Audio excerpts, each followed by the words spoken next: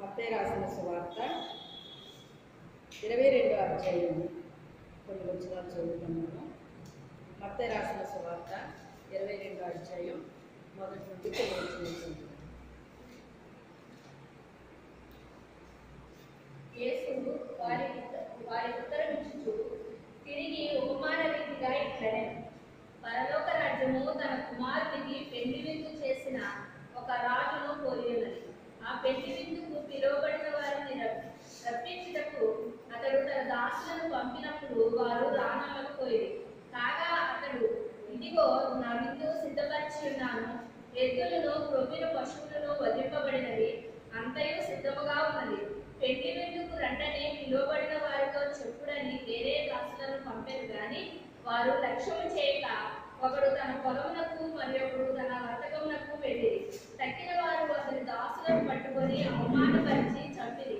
కాబట్టి రాజు కోపపడి తన దండను పంపి ఆ నరహంతకులను సంహరించి వారి పట్టణము తగలబెట్టించాడు. అప్పుడు అతడు పెండ్లి విందు సిద్ధంగా ఉన్నది, కానీ పిలువబడిన వారు పాత్రులు కాదు కనుక రాజమార్గంలోకి పోయి మీకు కనబడే వారినందరినీ పెండ్లి విందుకు పిలువుడని తన దాసులతో చెప్పాడు.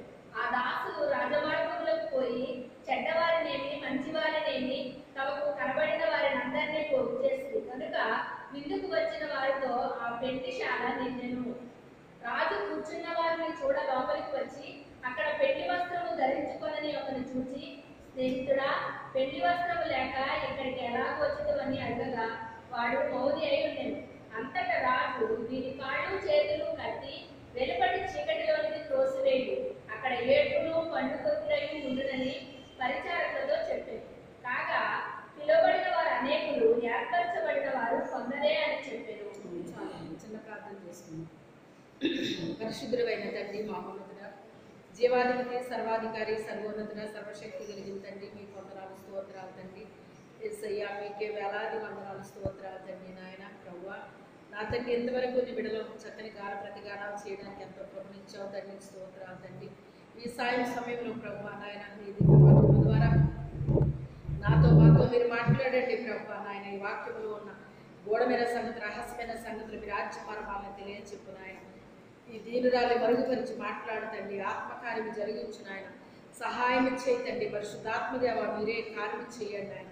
ప్రతి చెవి తెరవబడిన గాక, ప్రతి హృదయం తెరవబడిన గాక, ప్రతి మనోనేత్ర వెలిగించబడిన గాక, మీ పరిశుద్ధాత్మ కార్యాలు బలముగా జరుగును గాక. పరిశుద్ధాత్మదేవుడా, మీరే కార్యం చేయమని యేసు అతి పరిశుద్ధ నామములు అడిగి వేడుకుంటున్నాము తండ్రి. ఆమేన్. హల్లెలూయా. ఇక్కడ మరి ఒక ఉపమాన రూపంగా చెప్పడం జరిగిందండి. పరలోక రాజ్యము తన కుమారునికి పెండ్లి విందు చేసిన ఒక రాజుని పోలి ఉన్నది అని చెప్పేసి ఇక్కడ చెప్తున్నాను. అయితే పెండ్లి అనగానే మరి సహజంగా ముందు ఎవరికి చెప్తారండి? ఎవరికి చెప్తారు?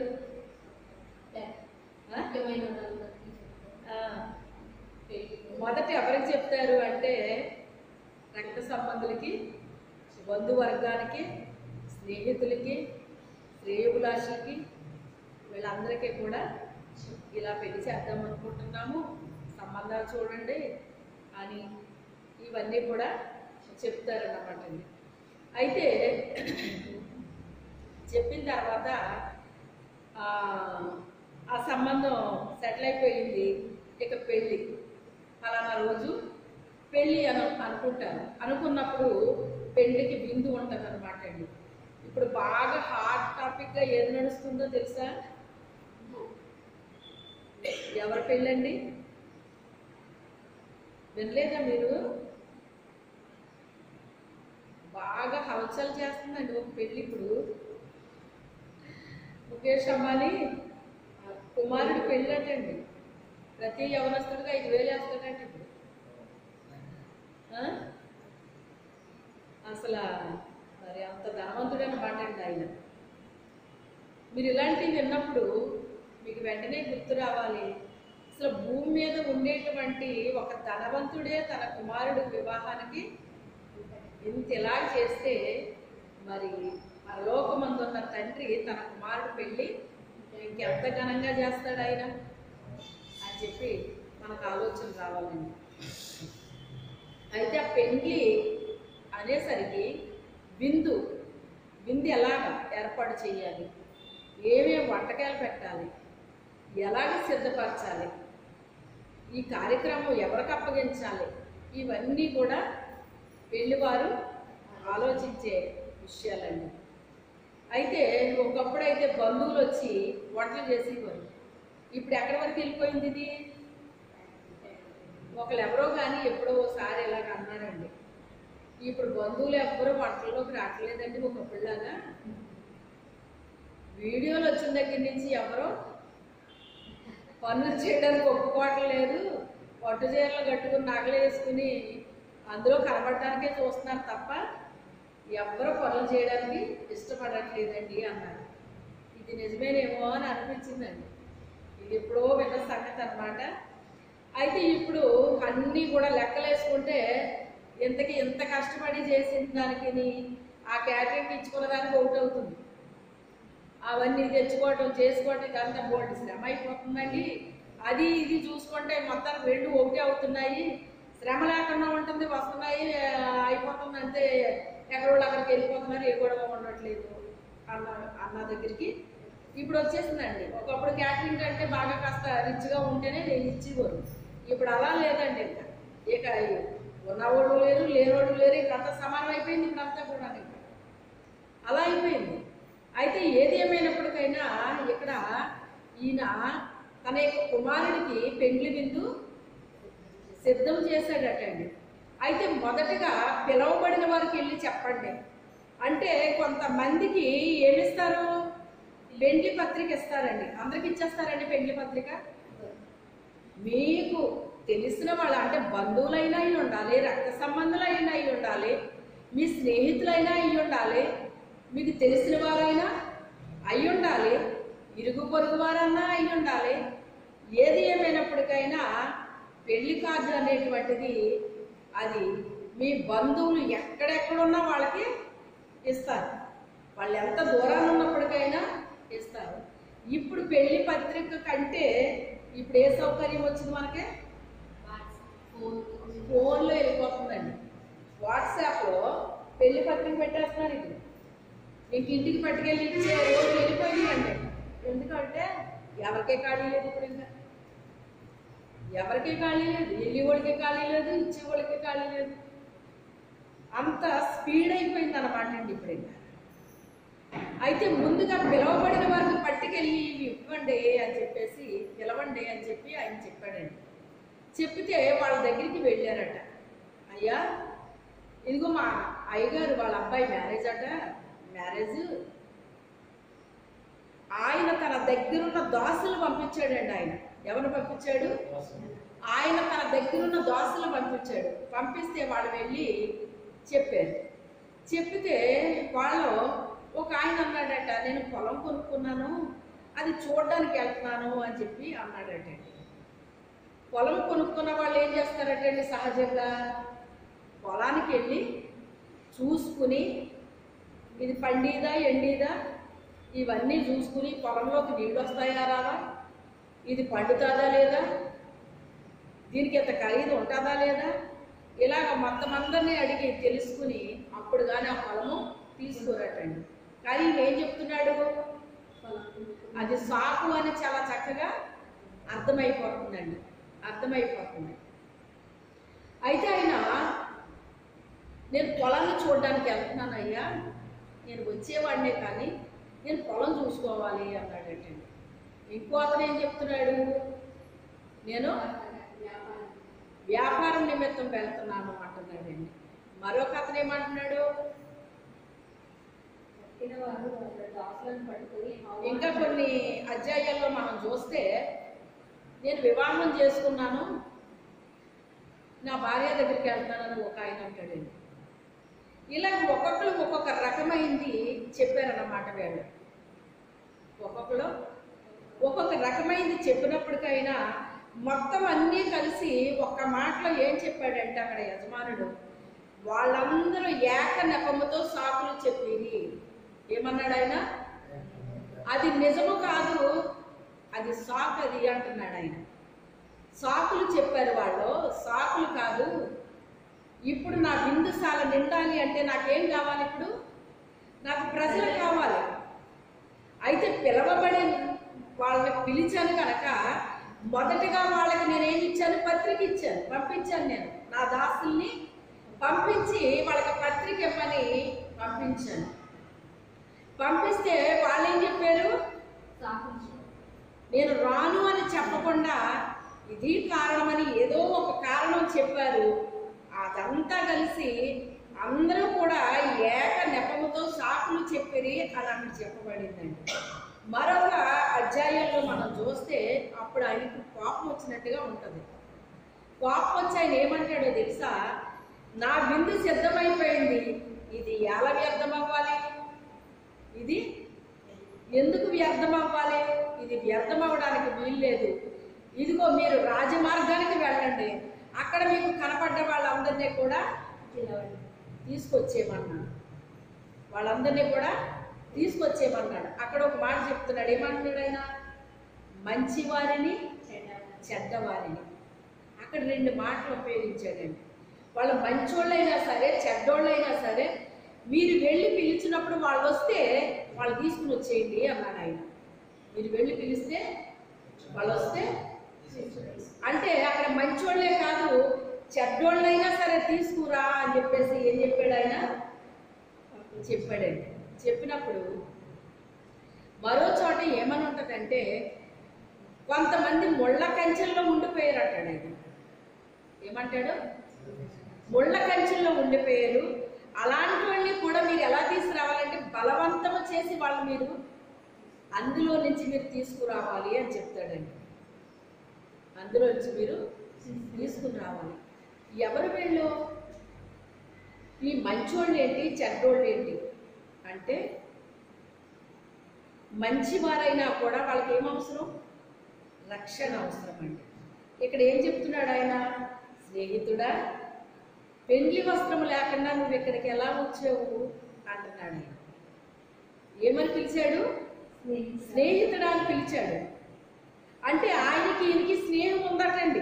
స్నేహం చేస్తున్నారు ఇద్దరు కలిసి. ప్రభుతో ఏం పెట్టుకున్నాడు అతను? స్నేహం పెట్టుకున్నాడు. నా ఫ్రెండ్ అండి అంటారు. ఒకప్పుడు సామెత ఏంటంటే నీ ఫ్రెండ్ని బట్టి నువ్వు ఎలాంటి వాడివో చెప్పేయచ్చు అని ఇవ్వరండి. ఇప్పుడు అలా ఉందా? ఏమన్నానే మంచి అతను చెడ్డవాడిని పట్టుకుని నా ఫ్రెండ్ అని చెప్పుకోగలరా? చెడ్డతను మంచివాడిని నా ఫ్రెండ్ అని చెప్పుకోగలరు. అవునా కాదా? మంచివాడు చెడ్డవాడు చెడ్డోడిని చెప్పుకుంటే నేను అలాంటి వాడిని అనుకుంటారేమో అని భయం. అవునా కదా? భయం. కానీ ఈయన ఏం చెప్తున్నాడంటే మంచివాడిని చూడండి. ఒక ధనవంతుడు ఒక యవనస్తుడు యేసు ప్రభు దగ్గరికి వచ్చినప్పుడు నేను మంచివాడనని అనిపించుకోవాలని వచ్చాడు అతను. కానీ నీకు ఒకటి పొదువుగా ఉంది అబ్బాయి, ఏమీ లేదు నీ దగ్గర పొదువేంటి అంటే అన్ని విషయాల్లో చాలా బాగా ఉన్నావు. నువ్వు దొంగవు కాదు, నరహత్య చేయలేదు, నువ్వు వ్యభిచారం చేయలేదు, దొంగతనం చేయలేదు, ఇలాంటివి ఏమీ కూడా చేయలేదు. కానీ ఒకే ఒకటి పొదువుగా ఉంది, నువ్వు నీకు కలిగినది అమ్మి పేదలకు ఇచ్చి వచ్చి నువ్వు నన్ను వెంబడించు అని చెప్పేసి అన్నాడు అన్నమాట. అంటే నీకు కలిగినది అంటే మనం అనుకుంటాం సర్వసాధారణంగా కలిగి ఉన్నది ఒక్కటే ఆస్తి పాస్తులే అనే లెక్కేస్తారండి చాలామంది. అర్థమైందా? అంటే మనం ఏది కలిగి ఉన్నాం, ఒక్కొక్కరికి ఒక్కొక్క తలాంతు ఉండొచ్చు, కొంతమందికి కొన్ని తలాంతులు ఉండొచ్చండి. దేవుడు మనకి ఏది ఇచ్చాడో దాన్ని ఏం చేయాలి? మనం ఉపయోగించాలండి, ఉపయోగించాలి. అదే మనము ధర్మం చేయడం అంటే ఒక్క ధనము ఒక వస్త్రం మాత్రమే ధర్మం చేయడంలోకి రాదండి. మనం ఏది కలిగి ఉన్నామో దాన్ని ఇవ్వడమే ధర్మం అన్నమాట. ఒకసారి ప్రిస్కిల్లా ధైర్యం గారని ఎంతమందికి తెలుసు ఆవిడ? శుభవార్త ఛానల్లో స్టార్ట్ చేసింది వాళ్ళే. ఆవిడది ఆఫ్రికా దేశం, ఆయన మన ఇండియా. మరి వీళ్ళిద్దరూ ఎలా కలిసారో మనకు తెలియదు, కానీ మొత్తం మీద భార్యాభర్తలు అయ్యారు. ఆవిడ మన ఇండియాకి వచ్చింది, మన శుభవార్త ఛానల్ స్టార్ట్ చేశారు ఆవిడ. ఇప్పుడు ప్రస్తుతం లేరు, ఆవిడ చనిపోయినట్టున్నారు. ఆవిడ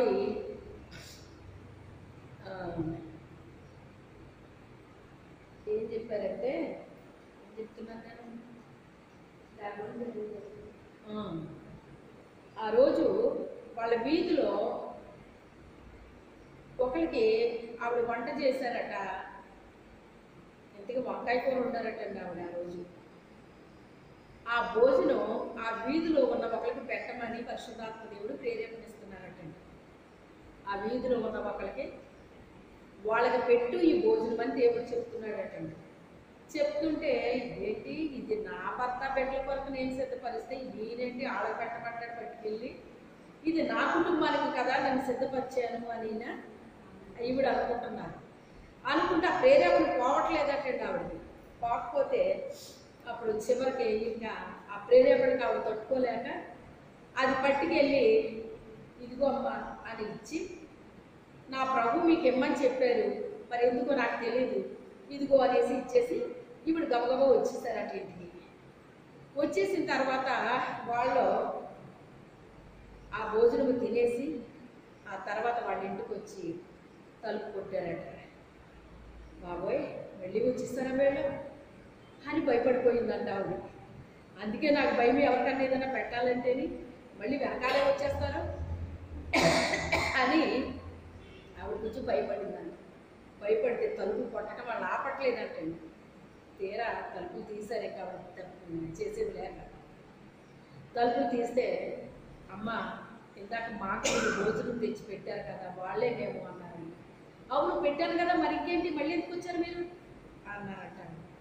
అంటే ఏమీ లేదమ్మా, 3 రోజుల నుంచి మాకు భోజనం లేదు, మీరు తెచ్చి పెట్టారమ్మా. మీరెవరో మాకు తెలీదు, మేమెవరో మీకు తెలీదు, మీరు ఎవరో తెచ్చి పెట్టమన్నారని చెప్పారే, ఎవరమ్మాయినా? ఆయన నా యేసయ్య, నన్ను రక్షించిన నా తండ్రి అయినా ఆయన చెప్పారు. లేకపోతే మీకు అవసరమో లేదో నాకేం తెలుసు, నాకు తెలియదు కదా, నా ప్రభు చెప్పారు, అందుకే నేను తెచ్చిపెట్టారు అన్నాను. ఆయన గురించి మాకు చెప్పవా అమ్మా అన్నాను. సరే చెప్తాను అని చెప్పినప్పుడు ఆ కుటుంబం అంతా రక్షించబడ్డారట. ఆ కుటుంబం అంతా రక్షించబడ్డారట. ఆ రీతిగా మరి ఒక సహవాసం అనేటువంటిది అక్కడ ఆరంభమైందన్నమాట. ఈ రకంగా చాలాసార్లు దేవుడు నాకు కూడా మా ఇంటికి ఎవరైనా వచ్చినప్పుడు వాళ్ళకి ఇప్పుడు పెట్టమని ఒకసారి చెప్పేవాడు, భోజనం పెట్టమని ఒకసారి చెప్పేవాడు, వాళ్ళకి ఏమన్నా సహాయం చేయమని ఒకసారి చెప్పేవారు, వాళ్ళకి వస్త్రాలు ఇయ్యని ఒకసారి చెప్పేవారు. ఒక్కొక్క వ్యక్తికి ఒక్కొక్క రకంగా హెల్ప్ చేయమని చెప్పేవారండి. చెప్పినప్పుడు ఆ రకంగా నేను చేశానండి. అయితే ఏది మనం విత్తామో ఆ పంటే మనకు వస్తుందండి. ఏది మనం విత్తామో, గొప్ప కోసం చేస్తే పంట రాదు సుమండి, గొప్ప కోసం చేయకూడదు. మనకు కలిగి ఉన్నది చేసినా పర్వాలేదు, కానీ గొప్ప కోసం కానీ ఘనత కోసం కానీ మన కోసం మనము ఆ రకంగా చేస్తే అది డంబములోకి ఇంకో రకంగానే వెళ్ళిపోద్దండి. అలా కాకుండా మనం చేసేది ఒక కనికరంతోనో ఒక ప్రేమతోనో లేక దేవుడు చెప్పిన మాటకి లోబడో ఆ రీతిగా మనం చేయాలండి. చేసినప్పుడు నా జీవితంలో నాకు జరిగింది ఏంటి అంటే, నన్ను వస్త్రాన్ని విత్తమన్నాడు ఆయన, ఆ వస్త్రాన్ని విత్తాను, నాకు వస్త్రాలు వచ్చినాయి. ఏమొచ్చినాయి? వస్త్రాలు వచ్చినాయి. నన్ను భోజనం విత్తమన్నాడు, భోజనాన్ని విత్తాను, భోజనం వచ్చింది. టిఫిన్ విత్తమన్నాడు, అది విత్తాను, అది వచ్చింది. ధనం విత్తమన్నాడు, అది విత్తాను, అది వచ్చింది. అలాగా ఆయన ఏది చెప్పితే అది నేను చేశానండి. చేసినప్పుడు అన్నిట్లో కూడా నేను పంట వస్తుందండి. ఆయన విత్తనం వేయమన్నాడంటే పంట ఇవ్వడం కోసమే వేయమంటాడు మనల్ని. పంట కావాలని కోరుకుంటాం, విత్తనం వేయం. అది మన దగ్గర వచ్చింది. పంట అయితే కావాలంటాం, మరి పంట కావాలన్నప్పుడు ఏం వేయాలి కదా? ఆయన వేయమన్నప్పుడు వేస్తే ఇంకా అద్భుతంగా ఉంటుంది అన్నమాట. మనంతటి మనం వేస్తే ఆ పంట రావచ్చు రాకపోవచ్చు మనం చెప్పలేము, రావచ్చు రాకపోవచ్చు మనం చెప్పలేము. ఆయన వేయమన్నాడు అంటే తప్పకుండా మనకి పంట ఇవ్వాలనే వేయమన్నాడు. ఆయన ఇవ్వాలనే వేయమన్నాడు. ఆయన చెప్పండి చేస్తే కూడా ఎలా ఉంటుందో చెప్పనా? ఒక ఉదాహరణ ఇస్తాను మీకు. ఒకసారి పచ్చి రొయ్యలు తీసుకున్నానండి నేను. పెద్ద పెద్ద పచ్చి రొయ్యలు వచ్చినాయి. అప్పట్లో చాలా కాస్ట్ అండి అది. అప్పట్లో చాలా ఖరీదండి. అయితే మా వాళ్ళందరికీ రొయ్యలు అంటే ఇష్టమని నేను తీసుకుని, అవి చాలా పెద్దవి అన్నమాట, చేసి వంట చేశాను. చేసి ఏమనుకున్నానంటే నేను, ఇది ఈరోజు ఎవరైనా వస్తే బాగుండు, వాళ్ళకి ఇది పెడుదును అనుకున్నాను అనమాట అండి. ఇది మేము ఒక్కడమే తినేయడం ఎందుకు, ఎవరన్నా వస్తే బాగుండు, వాళ్ళకు కూడా నేను భోజనము పెడుదును అనుకున్నానండి. అనుకుంటే అనుకున్నాను కదా, మరి అనుకున్నందుకు ఒక వ్యక్తి తెలిసిన వాళ్ళు వచ్చారండి. వచ్చినప్పుడు భోజనం చేసావమ్మా అన్నాను. చేయలేదండి అన్నా. సరే భోజనం చేయని పెట్టానండి. పెడితే ఇంచుమించుగా ఇంకెంతో లేదు కూర మాకు ఇంట్లో. నేను కొన్నది ఎందుకు కొన్నాను? ఎందుకు కొన్నానండి? భర్త కోసం, పిల్లల కోసం. స్త్రీ సహజంగా భర్త పిల్లలు తింటే చాలు, మనకున్నా పర్వాలేదు, లేకపోయినా పర్వాలేదు అనుకుంటుంది. గొడవతే స్త్రీ జ్ఞానవంతురాలు కదా. బుద్ధి లేని భార్య ఏమనుకుంటుంది అంటే, భర్త తింటాయండి పోతాయంటే ముందు మనం తిందాము అని తినేసి ఆయన దగ్గర తిన్నట్టుగా నటించే భార్యలు కూడా లేరా కదా.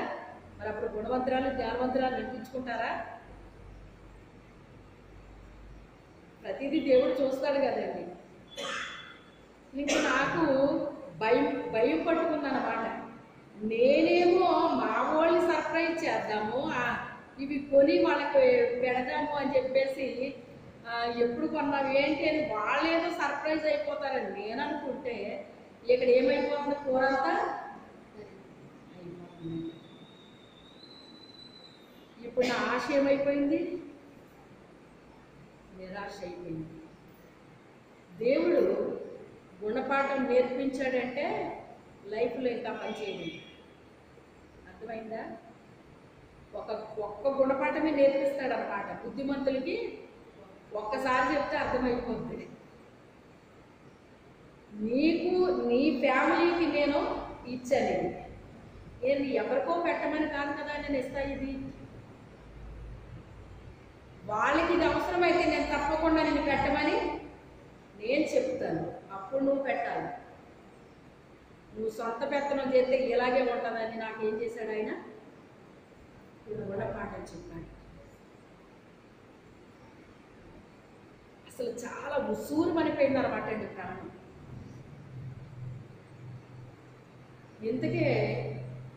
ఎందుకు అలా జరిగింది అంటే, వాళ్ళింటిలో అంత రుచికరంగా వంట చెయ్యరట. అది కారణం.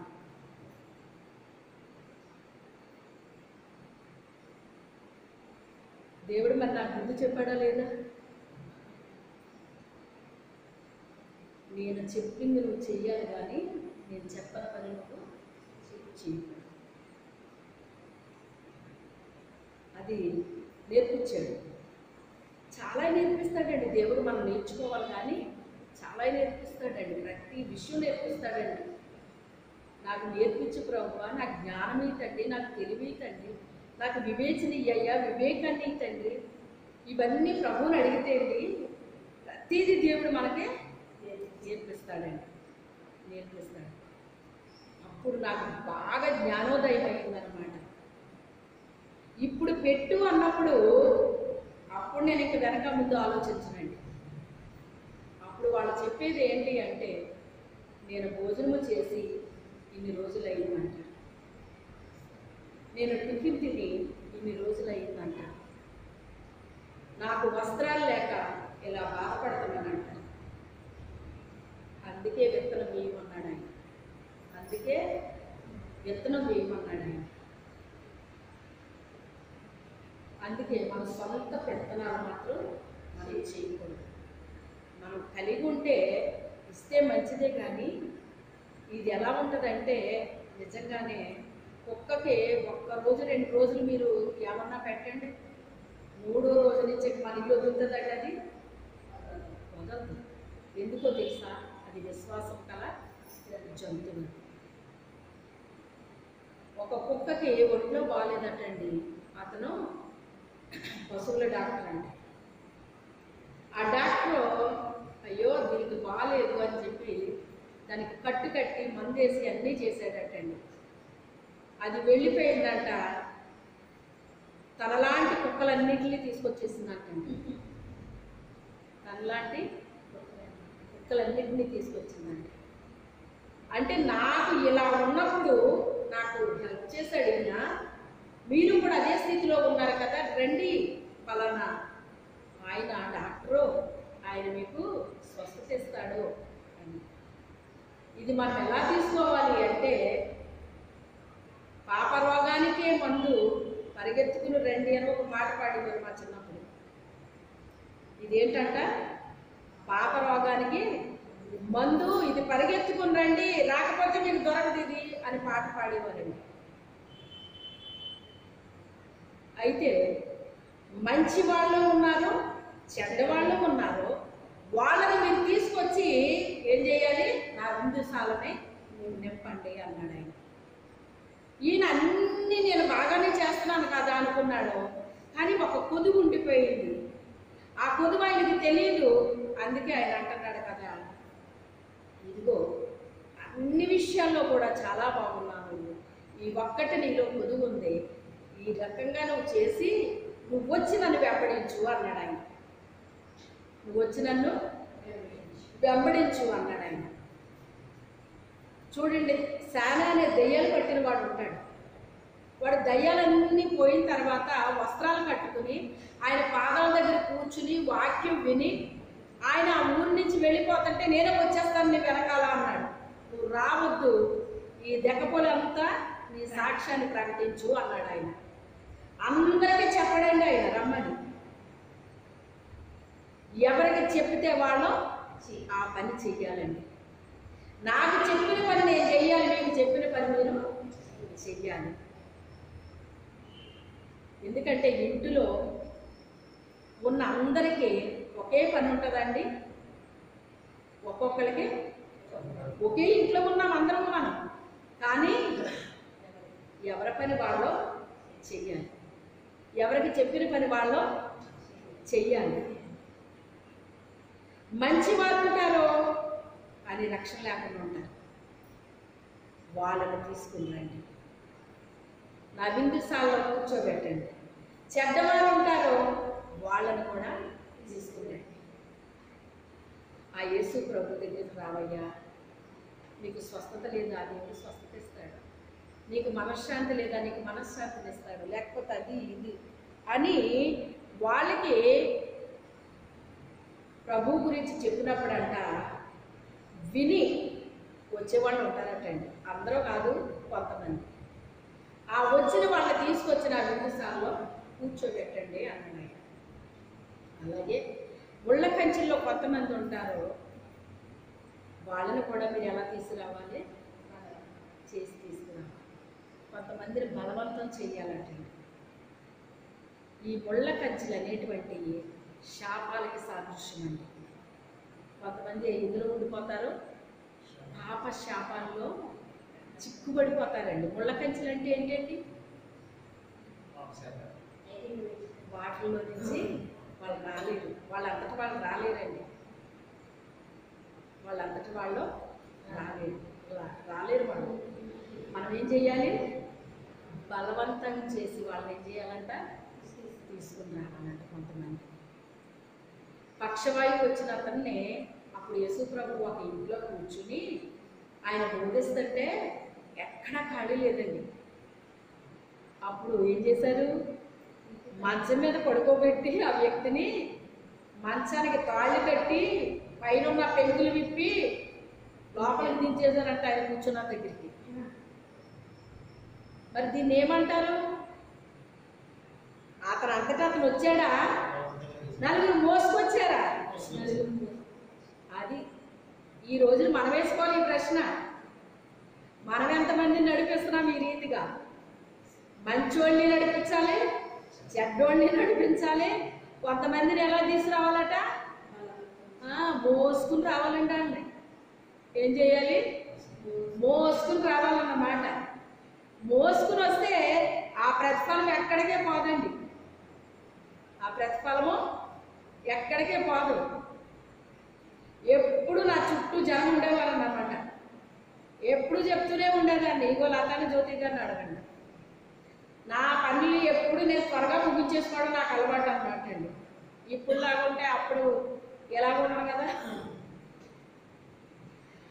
అసలు పని ఎప్పుడు చేస్తానో తెలియదు ఎవరికైనా. పనులన్నీ ముగించుకుని కూర్చునేదాన్ని అనమాట. ఇక ఎవరు వచ్చినా గంటలు గంటలు గంటలు గంటలు నా టైంని ఉపయోగించానండి.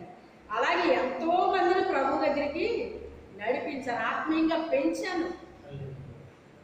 కొంతమంది కంఠం వస్తుందంటే పెంచడం రాదటండి. గుండెల్లో నుంచి కన్నాను. రెండోది ఆత్మీయంగా పెంచానండి. 2 అనుభవాలు ఉండాలంటండి.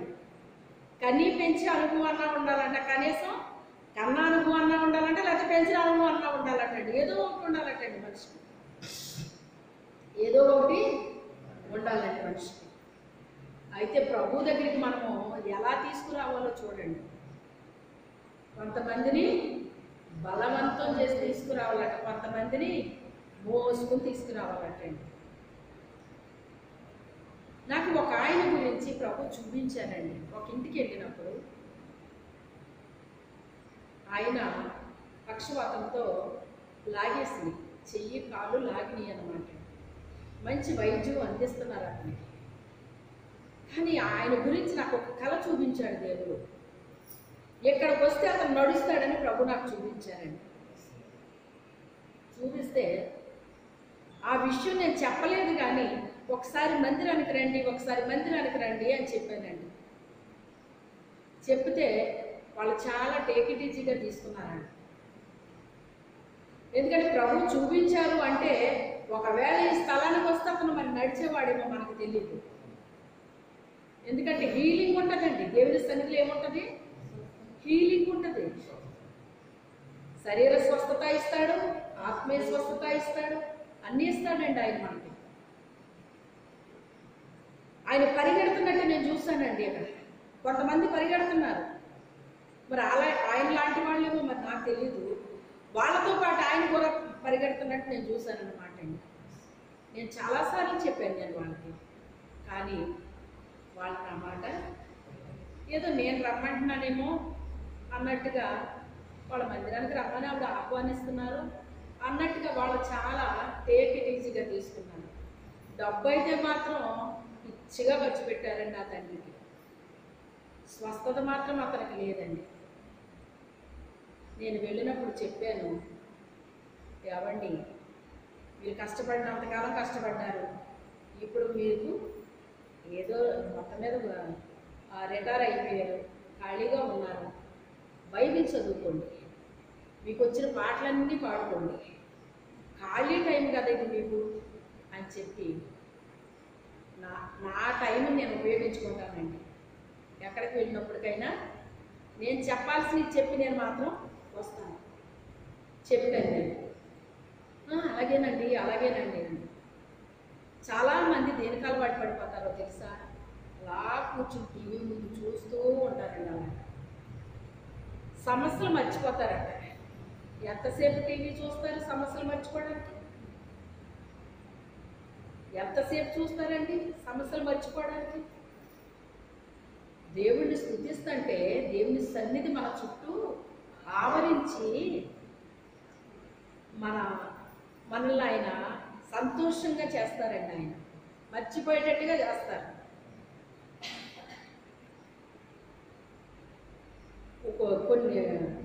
కొంతకాలము క్రితమైతే చాలా బాధింపబడ్డానండి నేను. ఆలోచన రావడం, కృంగిపోవడం, ఇలాగ బాధింపబడ్డాను. వాటన్నిటి నుంచి నా ప్రభు నాకు విడుదల ఇచ్చాడండి. ఇప్పుడు మళ్ళీ గుర్తు చేసుకుందామన్నా గుర్తు రావట్లేదండి. విచిత్రంగా ఉంటుంది నాకు. ఒక్కోసారి ఏడుద్దామన్నా కూడా ఏడుపు రాదండి. ఏడుద్దామన్నా ఏడుపు రాదు. అసలు ఇదంతా నాకు చాలా వండర్ఫుల్గా అనిపిస్తుంది అనమాట అండి. అసలు నా తండ్రి నన్ను ఎంత బలపరిచారు, నాకెంత సహాయం చేశారు. అప్పుడు కన్నీరు పెడతాను దేవుడి దగ్గర. దీన్ని ఏమంటారు? నా జీవితంలో నువ్వు నాకెంత సహాయం చేశావు. ఒకప్పుడు ఇదే మాటకి నేను కృంగిపోయిన రోజు ఉంది, ఏడ్చిన రోజు ఉంది. కానీ ఈరోజు నన్ను ఏడవనివ్వకుండా చేసావయ్యా. నన్ను ఏడుద్దామన్నా కూడా నాకు ఇక ఏడ్చింది చాలే కాపు అన్నట్టుగా చేసేసావయ్యా అని. నేను వచ్చాను కదా ఇంకేడకు అంటామా మన పిల్లల్ని? అమ్మా వాళ్ళు ఏడుస్తుంటే ఎందుకు ఏడుస్తున్నావు ఏంటని అడుగుతాం మనం వెళ్ళి. ఇది కారణం. సర్లే నేను వచ్చాను కదా ఇంకేడవు. ఇంకా ఏడుస్తుంటూ ఊరుకుంటామా అండి మనం? నేను వచ్చాను కదా, నేను ఉన్నాను కదా, ఇంకెందుకు ఏడుస్తున్నా? వద్దు ఇంకేడు అంటారా? అలాగే మన తండ్రి కూడా మన పక్షాన్ని నిలబడినప్పుడు ఇంకేడనివ్వడండి. ఇంకా ఏడుద్దామన్నా కూడా ఇంకేడు రాదు. ఇంకా కళ్ళలో నీరు ఇంకిపోయినట్టు అయిపోయిందని నాకు అంటారు కొంతమంది. అలాగ అయిపోతుంది అనమాట.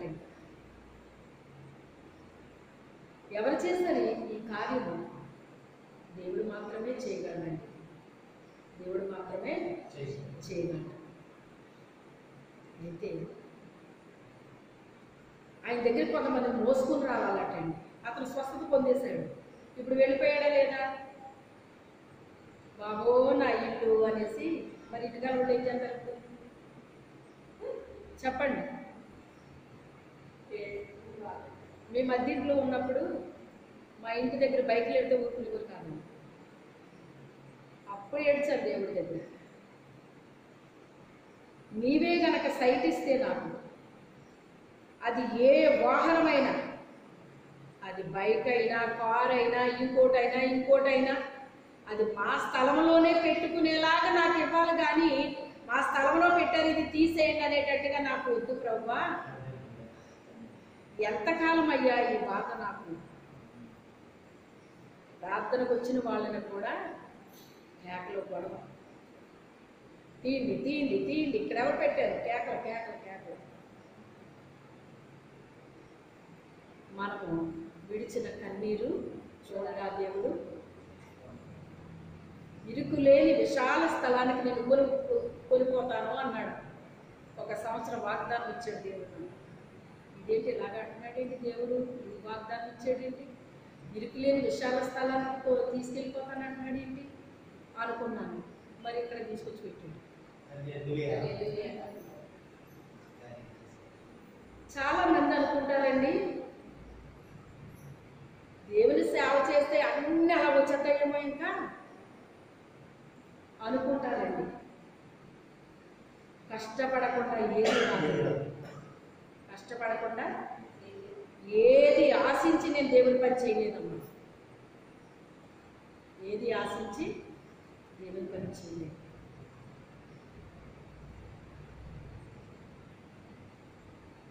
ఒక ఆవిడ ఆవిడ సాక్ష్యం చెప్తున్నారు మొన్న. మీరు ఇలా చేశారు, అలా చేశారు, ఇలా చేశారు, కానీ మీకు తగినది ఘనత మీకు లభించలేదు. మాకైతే చాలా బాధగా ఉంది. మీరైతే అలాంటివి పట్టించుకోరలేదు. మీరు ఇంకొకరు ఏదో మిమ్మల్ని గనపరచాలి, ఇవన్నీ చేయాలని మీరు కోరుకోరు. మీకు అలాంటివి ఉండవు, మాకు తెలిసిన సంగతి. కానీ మీరు చేసిన దానికి చాలా మిమ్మల్ని గనపరచాలి, కానీ అలాగ వాళ్ళు చేయట్లేదు. ఆ విషయం మాకు చాలా బాధగా ఉన్నాడు. దేవుని స్తోత్రం. ఆ దశలో చేశానన్న విషయమే నాకు జ్ఞాపకం లేదు. అది దేవుని కొరకు మనం చేసి ఏం చేయాలి? మర్చిపోవాలి. దేవుని పేరిట మనం చేసింది ఏం చేయాలండి? మర్చిపోవాలి. మనం ఏం చేస్తామంటే మర్చిపోవలసినేమో గుర్తెట్టుకుంటాం, గుర్తుపెట్టుకోవాల్సినేమో మర్చిపోతాం. అదనమాట ప్రాబ్లం. దేవుని పేరిట గిన్నెడు చన్నీళ్ళు ఇచ్చిన దాని ప్రతిఫలాన్ని మీరు పోగొట్టుకోరు అని దేవుడు చెప్తున్నాడు. గిన్నెడు చన్నీళ్ళు ఇస్తేనే ప్రతిఫలం పోగొట్టుకున్నప్పుడు మరి ఇంకేదన్నా చేస్తే ఎలా పోగొట్టుకుంటామండి మనం? కాకపోతే మనం చేసేది ఎప్పుడు కూడా ప్రతిఫలాన్ని ఆశించి చెయ్యకూడదండి. ప్రతిఫలాన్ని తప్పకుండా ఇస్తాడు దేవుడు. నేను అదే చెప్తాను నా దగ్గరికి వచ్చే వాళ్ళకి ఇప్పుడు కూడా. ప్రతిఫలాన్ని ఆశించి చెయ్యొద్దే పనిని. దేవుని కొరకు ఈ పని చేస్తున్నట్టుగా చెయ్యాలి మనం. అలా చేసినప్పుడు తప్పకుండా ఎప్పుడో ఒకప్పుడు ఆయన ఏమిస్తాడు? మనకి ప్రతిఫలాన్ని ఇస్తాడు. నా ఆత్మీయ తల్లి అన్నారు, ఇక్కడ వచ్చి మీరు చాలా అనుభవించి ఉంటారమ్మా, లేకపోతే ఎంత ఎవడు దేవుడు మీకు. మీరు చాలా అనుభవించి ఉంటారు, చాలా పడి ఉంటారు మీరు. ఎందుకంటే ఆ సేవలో ఉన్నాయన్నీ ఆవిడకి తెలుసు గనక, పడ్డారు గనక ఒక్క మాటలో ఈజీగా చెప్పారు ఆవిడ. కానీ నాకు అవన్నీ నాకు ఏమీ గుర్తులేవు, అసలు ఏమీ గుర్తులేవు. అయినా మర్చిపోయాను నేను. ఎప్పుడు మర్చిపోవడం, వదిలేయటం ఇదే నాకు అలవాటు అయిపోయింది. నా ప్రభు పని చెయ్యాలి. ఏం చెయ్యాలి? ఆయన సెలవు ఇవ్వాలి, నేను చెయ్యాలి. ఆయన సెలవిచ్చింది తప్పకుండా చెయ్యాలి. అది కష్టమైనా నష్టమైనా, అది సమయమైనా అసమయమైనా చాలా ఎదుర్కొన్నానండి, చేశాను. ఆయన ప్రతిఫలమైన ఇచ్చాడు, ఇస్తున్నాడు. ఇంకా మీరే కళ్ళారా చూస్తున్నారు. ఇప్పుడు అసలు ఎప్పుడు ఏం జరుగుతుందో మాకే తెలియట్లేదు. ఎందుకని అసలు ఏం జరుగుతుంది ప్రభు అని ప్రేక్షకురాల్లా చూస్తున్నాను అంతే. అంతా కూడా లత అంటే దేవుడే జరిగిస్తున్నారా అంటే ఇదంతానే మీకు తెలియదు. దేవుడే ఇది జరిగిస్తున్నారు. నిజమే, దేవుడే జరిగిస్తున్నాడు. నాకేమీ తెలియదు. ఎందుకంటే యెహోవా ఈరే, ఆయనే చూసుకుంటాడు. ఆయన చెప్పింది చేయటమేనండి. మనం ఏం చెప్పాడో చెయ్యాలి, ఎలా చెప్పాడో అలా చెయ్యాలి. ఏది చెయ్యమంటే అది చెయ్యాలి. అది మనం చేయాల్సింది. అనేకమైన శాపాలను వాళ్ళు కూరుకుపోయి ఉంటారు. అలాంటి వాళ్ళు ఏం చేయాలంటే మీరు బలవంతంగా లాక్కు రావాలి. వాళ్ళు రాలేరు, ఆ ముళ్ళ కంచెల్లోంచి రాలేరు వాళ్ళు. కానీ మీరు ఏం చేయాలి? వాళ్ళని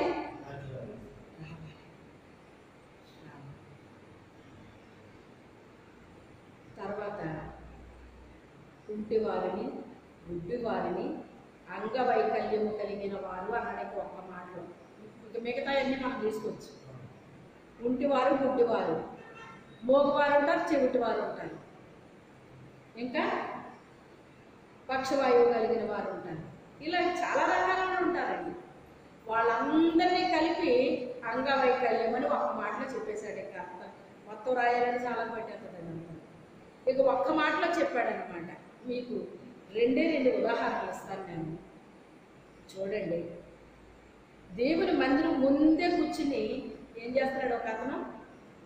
పుట్టినది మొదలుకొని కదా, ఎక్కడ కూర్చున్నాడు అతను?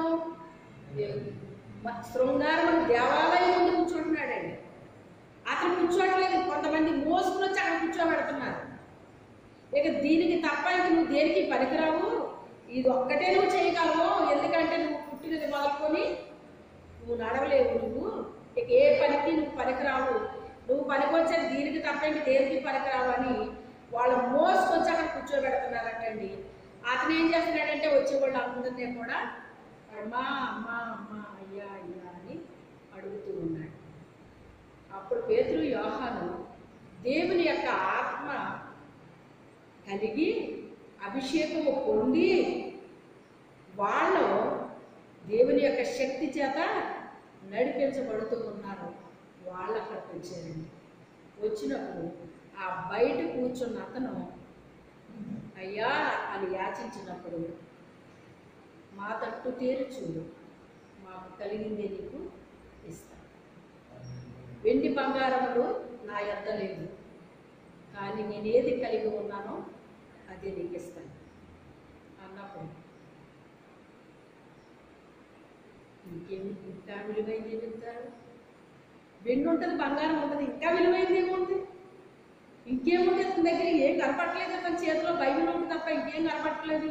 ఏదో ఇస్తానంటున్నాడేంటి అని అలా చూస్తున్నాడటండి. నా తట్టు తేరి చూడన్నాడు. తేరి చూసేసరికి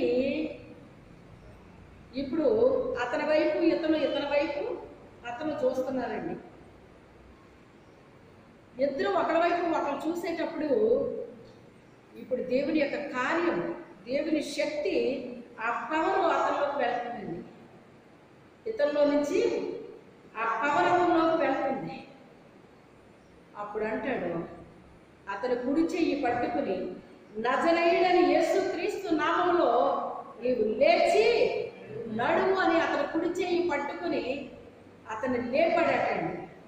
అతను దిగ్గున లేచి నిలబడి నడిచి గంతులు వేస్తూ అందులోకి పరిగెత్తేశాడు. ఇప్పుడు ఎవరిని తీసుకొచ్చినట్టేలో? కుంటివాడిని తీసుకొచ్చిన